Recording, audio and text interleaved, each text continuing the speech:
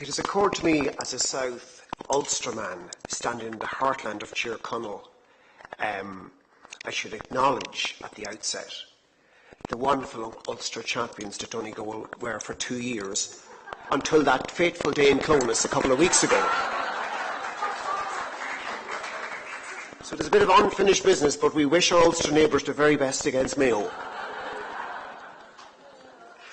And it's that Donegal's strategic dedication and style, together with the exuberance of Monaghan and raw energy, that this country and our republic needs now like never before.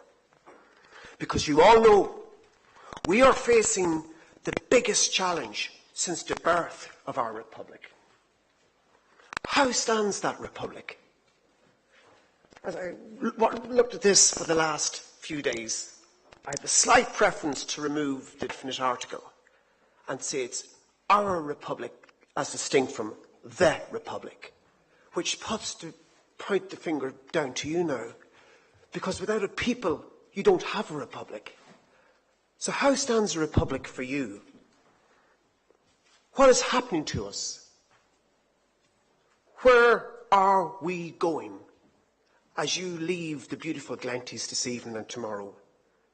And the wonderful, innovative ideas that Joe Mulholland put on, and the raw energy and the vibe which you created, and the goodwill, particularly the research and energy module, and education. Will the executive in our constitutional democracy, were they listening? Are you hopeful as you leave tonight that they will implement those wonderful changes? An executive arm of our constitutional democracy that treats with disdain the legislator, equal pillar of our constitution, uses it as a rubber stamping house. The same government which, whenever they listen to us, do they listen to their very own? They hounded one of their own out of office because that junior minister had an opinion. It's irrelevant if you agree with it or not.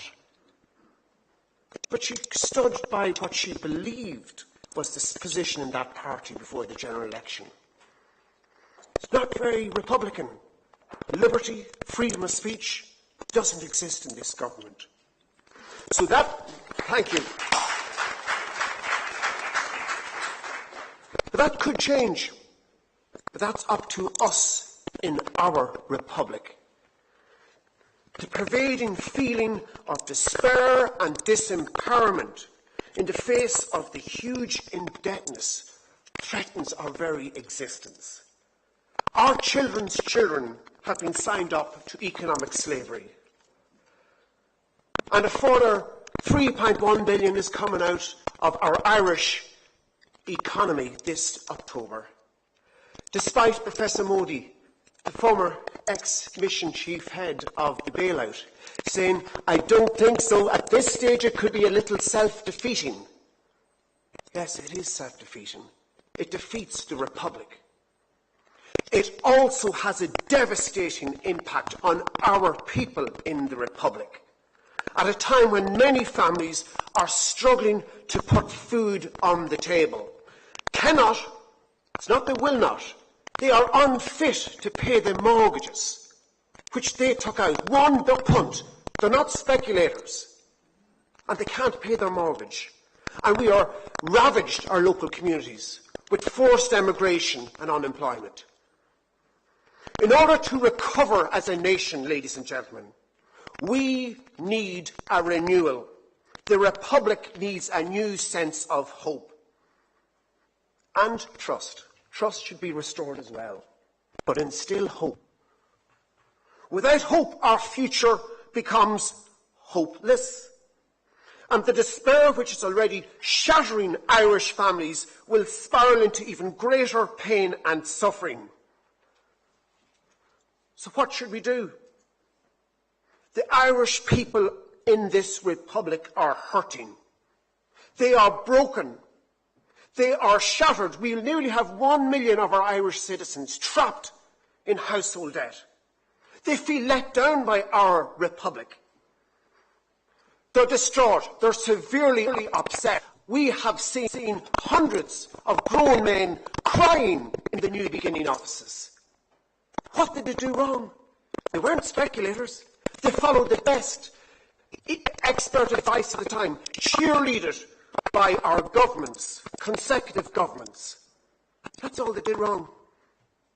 Oh, and don't forget the regulators. They assumed, maybe it was a very crazy thing to do, but they assumed regulators regulate. Both here and let's not forget Europe. They were let down. They are a shattered people. They are distraught. And they will share pain, but they're not going to take all the hit. The people of Ireland must protect the basic principle at the foundation of our state. But will we, and what are we going to do about it? Accept the basic right of the Irish people to the ownership of Ireland, if that's not too ambitious? Will we resolve, and what are we going to do about it, to pursue the happiness and prosperity of the whole nation? Will we cherish all our children equally, the children Tony talks about? Put some more love in, heart and soul, into our younger generation. But what are you, as citizens of the Republic, and I going to do about it? We need to remind ourselves that we love our country. We don't need to justify it, but we do need to express it. Because this is the challenge of nationhood, of self-determination, the call to be true and loyal to our values of this Republic. The future is ours, and we should be actively responsible for it. Faced with the crippling economic problems of today, our political leaders look for solutions in the past. The past throws up solutions for a different time based on a different vision. We need a new vision and we need new thinking. We no longer look upon our leaders on both sides of the House with disdain, but indifference. We have no faith in them. We don't believe in them. In the run-up to the last general election, some people longed for that hope, that magical term. They longed for change. They wanted to be inspired. But they were destined to failure. Because as Minister Brian Hayes candidly admitted last night, they won the general election by default. They didn't inspire a win. The other crowd imploded, and there was no real alternative. And yesterday, we had Sean Whelan christen the new Tallaght strategy. It's called the Glenty strategy, where Michael McGrath and Brian Hayes were outdoing each other in the stakes of austerity. Well, let Glenty's, it's a new day, and let Glenty's be remembered as where a new republic can truly move forward with real change. The reality is that this government cannot rid itself of the debilitating perception that they are the new insiders, cut from the same body politic cloth and culture which ruined our country.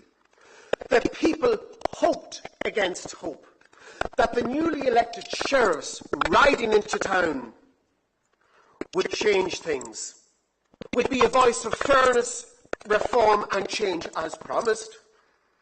But these same sheriffs who never once cried stop when previous consecutive governments delivered their spending splurges, they couldn't deliver.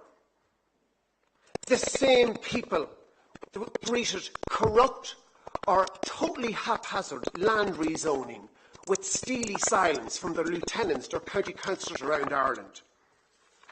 They cannot deliver us out of where we are. But then 13 years ago, it looked good. Fintan O'Toole, writing in the Irish Times, said how a new political party, he gave advice, as Fintan only would challenge the primacy of Fianna Fáil, Fine Gael and Labour. And he advised that if a new political enterprise was, and I quote, thought through with the right mixture of shrewdness and courage, it just might become the pebble that starts a landslide. It is time for this landslide. It is time for something new. We must come together with positive thinking, with a real plan which inspires all of the people to work together. The recent protest in Dublin, which forced the Alsop's auction to be abandoned, or the haranguing of a minister having a pint in Dotty and Nesbitt's, their futile, negative actions cannot achieve anything whatsoever. What is required is the robust exercise of power by the people in a way never seen before, and the New Beginning Group will initiate and facilitate a serious national dialogue to find a new, better and fairer way. Having staged several seminars around the country, very well-attended seminars, entitled, at the time we thought it was a good idea, resilience seminars, bouncing back. We don't want to bounce back, actually, to the vulgarity, an unsustainable vulgarity, of pre-Celtic tiger bust. We want to spring the people forward. And it comes from the heart, it comes from the bottom up. December the 1st, 1955, in Montgomery, Alabama, Rosa Parks refused to obey a bus driver's order to give up her seat to a white passenger. Her actions of personal defiance, coupled with fidelity to the cause, resulted in the emergence of a tidal wave which caused an unstoppable force which was driven home by we, the people. The people, wasn't leaders. And referencing that many years later, she said, and I quote, when she made that spontaneous, courageous decision, she said, "I knew I had the strength of my ancestors with me." We Irish must remember that we have that strength too. When urging that the Irish nation should have courage to forge its own path, Irish patriot Thomas Davis wrote, "To speak, look and do what your own soul from its depths orders you are credentials of greatness. Such men are pioneers of civilization and the rulers of the human heart. Our republic needs such men and women now. We must empower ourselves. It takes courage to stand up to the challenge. Revolutionary, visionary thinking and organised resistance to protect our people, it's what is needed. The voice of the Irish people, as distinct from just an Irish voice, but the voice of the Irish people must be heard in Europe. A truly national political movement, born free from failed politics, can deliver real change. As John F. Kennedy said, "Change is the law of life, and those who look only to the past or present are certain to miss the future." The Irish movement must bring all the people together by doing politics very differently and vow to deliver within a defined period of time. And people, for once, must be absolutely assured that the new movement will cherish key founding principles which will never be compromised. When we look to our country, we have to unleash its innate genius through an articulation which connects with and empowers people today. But such an articulation will mean change, and possibly very radical change. This will be resisted by the status quo. Visionaries are almost always outsiders. Acharja, the time has come for intergenerational solidarity, to stand up and fight for what is right. It must bring friend and foe together in an all-inclusive way, as otherwise it will fail. Finding out what caused the catastrophic economic collapse is important, but the more urgent priority is to get Ireland working again. Without the essential trigger of hope, Ireland will not recover. On our own, we are nothing, but together we are capable of greatness. We must take ownership of our republic. The time has come for a new beginning in Ireland, for the people and of the people. We must realign and reaffirm our resolve to pursue the happiness and prosperity of the whole nation. This is our time. Gura míle maith go léir.